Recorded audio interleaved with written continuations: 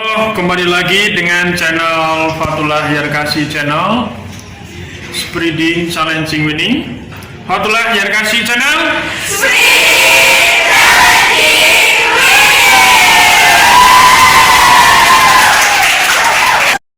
halo, kembali lagi ke YouTube channel Fatullah Yarkasi. Fatullah Yarkasi Channel.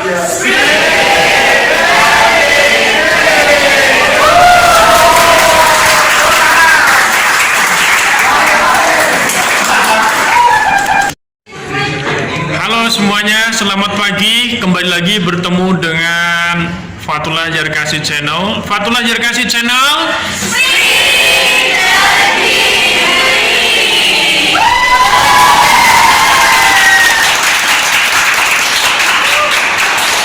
Oke, saya di sini akan membahas tentang tema mata kuliah Hukum Islam dan Sumber Ajaran Agama Islam. Saya menemukan beberapa persoalan yang menjadi perbincangan di tengah masyarakat. Sebagaimana kita kutip, ada 3 pernyataan. Pertama adalah dalil Al-Quran yang menyatakan wasariku wasarikotu fakto'u aidiyahuma. Pencuri laki-laki dan pencuri perempuan, potonglah tangannya. Kenapa hukum ini tidak diterapkan di Indonesia? Itu pertanyaan pertama sekaligus pernyataan pertama. Pernyataan dan pertanyaan kedua adalah az-zaniyatu waz-zani faslidu kulla wahidum minhuma. Pezina perempuan dan pezina laki-laki, cambuklah mereka. Kenapa kedua itu tidak dipraktekkan di Indonesia? Itu yang kedua. Yang ketiga adalah sholat dilanggar, boleh atau tidak? Tolong jelaskan. Oke, Fatullah Yarkasi Channel.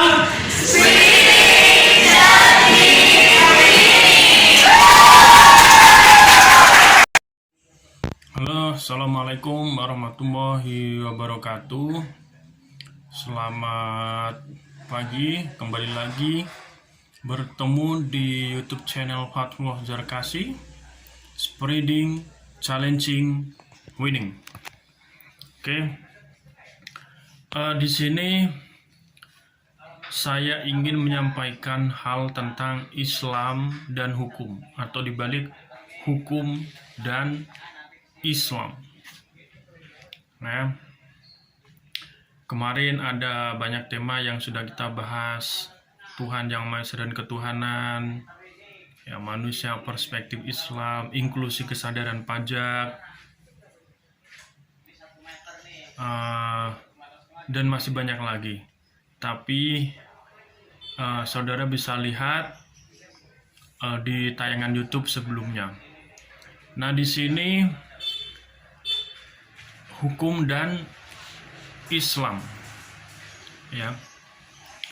Secara singkat saja saya menjelaskan, ya, saudara bisa mencari referensi lain juga yang lebih jelas. Hukum itu aturan, ya, yang bersifat mengikat. Nah, Islam itu ya ajaran Islam, begitu kan? Jadi hukum ini kan bagian dari norma agama, norma hukum, norma kesusilaan, norma kesopanan, itu kan. Nah, ini norma hukum gitu, dan Islam gitu. Jadi langsung saja saya ingin menyinggung, ya. Saya kutip sebuah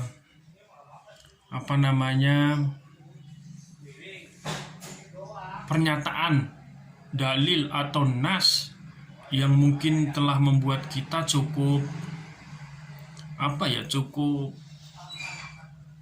bergairah, bahkan cukup membuat kita bingung, karena nas atau dalil ini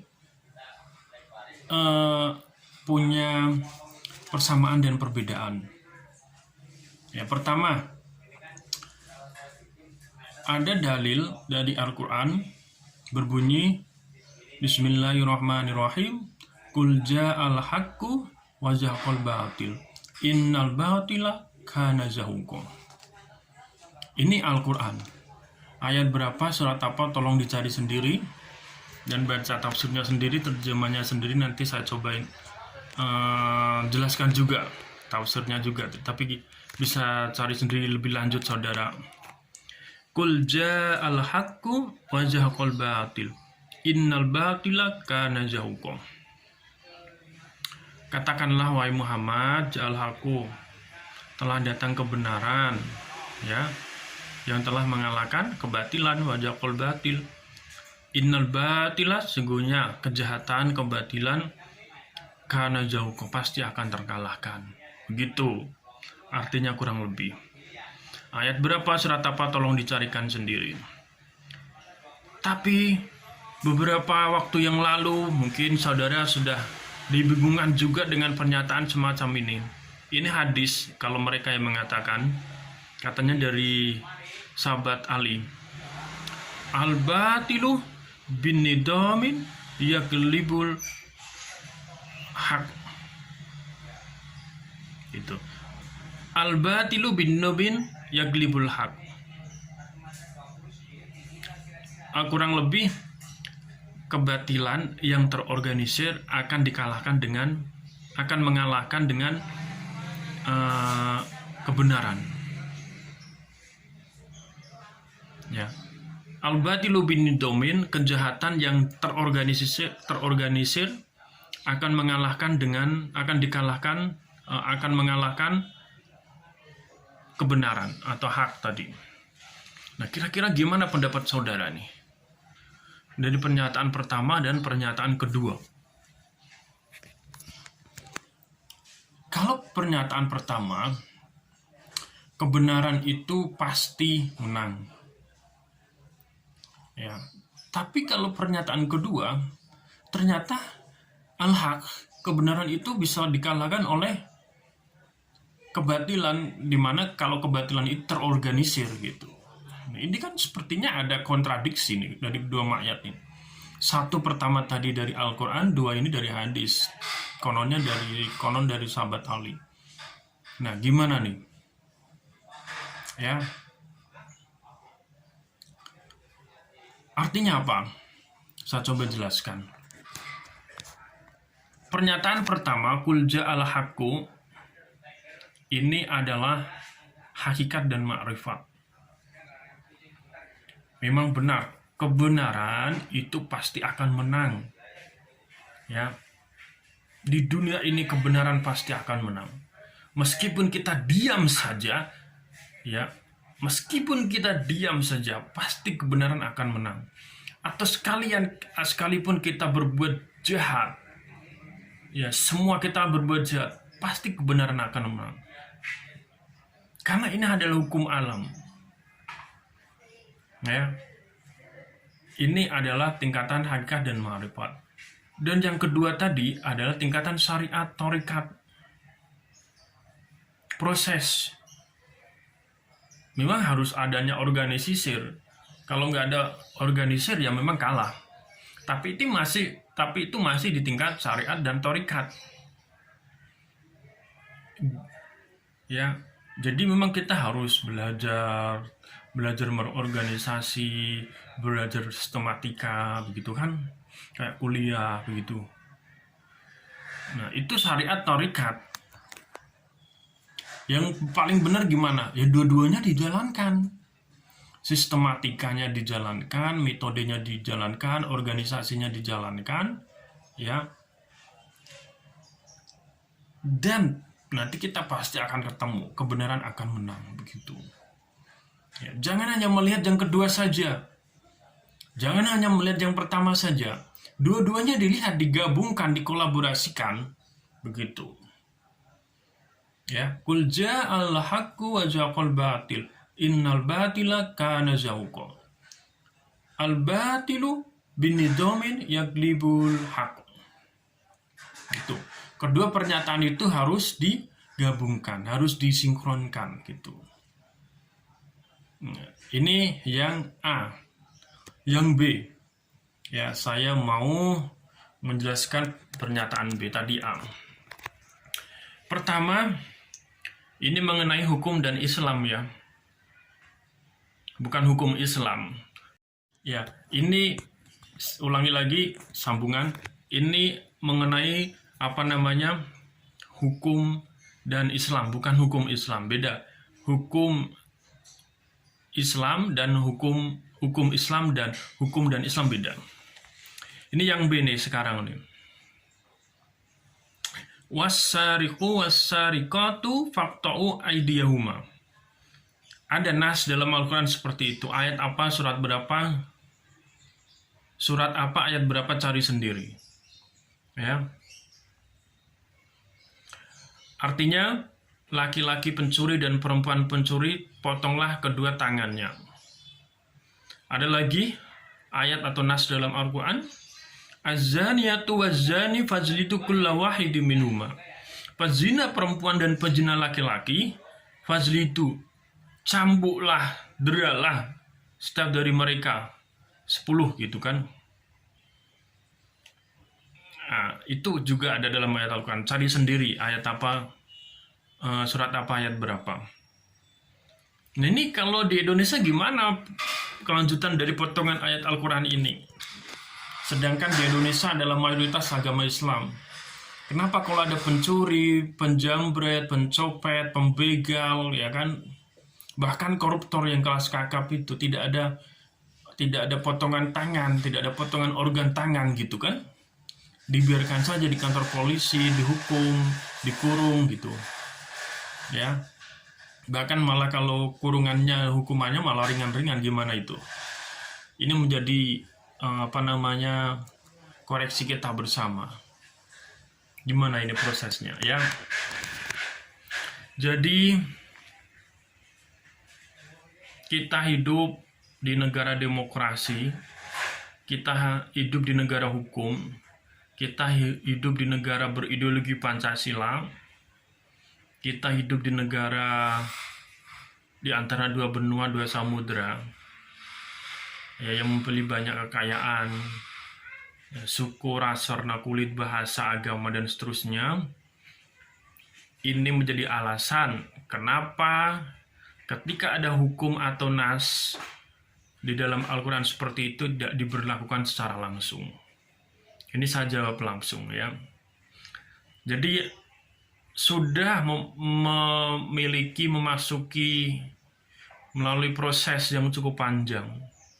Kenapa wasariku wasarikotu faqta'u aydiyahuma yang terdapat dalam surat Al-Quran ini tidak dipraktekkan?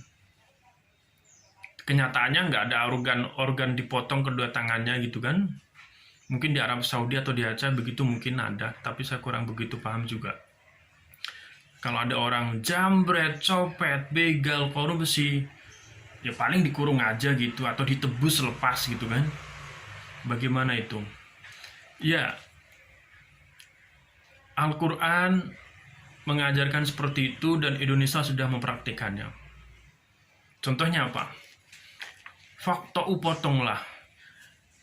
Ulama di sini mengartikan bahwa potong itu bukan berarti memotong organnya, tapi memotong kekuasaannya. Ya, kekuasaannya. Dikurung itu kan dipotong kekuasaannya, jadi dia nggak bisa kemana-mana begitu.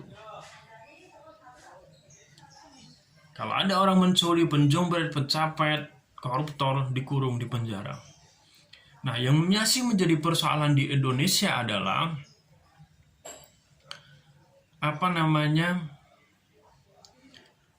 lamanya hukuman. Ini yang masih menjadi. Jambret, copet, ini kan jumlahnya kecil gitu. Tapi kalau ketahuan massa itu bahkan lebih bahaya daripada koruptor gitu kan. Bahkan bisa dipukulin, diinjak, ditendang, dilempar batu gitu kan. Ya enggak? Nah, tapi kalau koruptor dia mencuri dalam uang jumlah besar, hukumannya seberapa begitu? Konon kalau di negara-negara komunis dihukum mati gitu. Kalau dihukum di negara-negara barat hukumannya lebih lama dan denda yang lebih tinggi gitu. Tapi kalau di Indonesia gimana realitanya? Coba kita perhatikan juga. Ini yang menjadi PR kita bersama, ya. Jadi kita selama hidup bernegara harus taat terhadap hukum yang sudah berlaku, khususnya di Indonesia. Ya, Indonesia bukan negara Islam, tidak serta-merta menggunakan hukum-hukum pasti yang ada di dalam Al-Quran. Ya, saya contohkan lagi. Kalau tadi wasariku wasarikotu faqta'u aydiyahuma, sekarang az-zaniyatu waz-zani fajlidu kulla wahidin minhuma. Penzina perempuan dan penzina laki-laki cambuklah. Nah, apakah ini sudah diterapkan di tengah-tengah masyarakat? Sepertinya mungkin saja ada di Aceh ya, atau di Arab Saudi. Tapi kalau di Indonesia bagaimana? Ya, kalau ada orang ketahuan berduaan sudah berkeluarga atau tidak, apa yang terjadi? Dibiarkan begitu saja kan? Mungkin ini masuk ke ranah norma kesusilaan, gitu kan? Tidak serta-merta ikut dalam norma hukum tadi. Mungkin kalau di Indonesia seperti itu. Tapi ahli hukum mungkin sudah sepakat yang ada di Indonesia lebih baiknya masuk ke ranah norma kesusilaan atau kesopanan itu, karena sanksinya bisa lebih atau sepadan dengan norma hukum itu sendiri.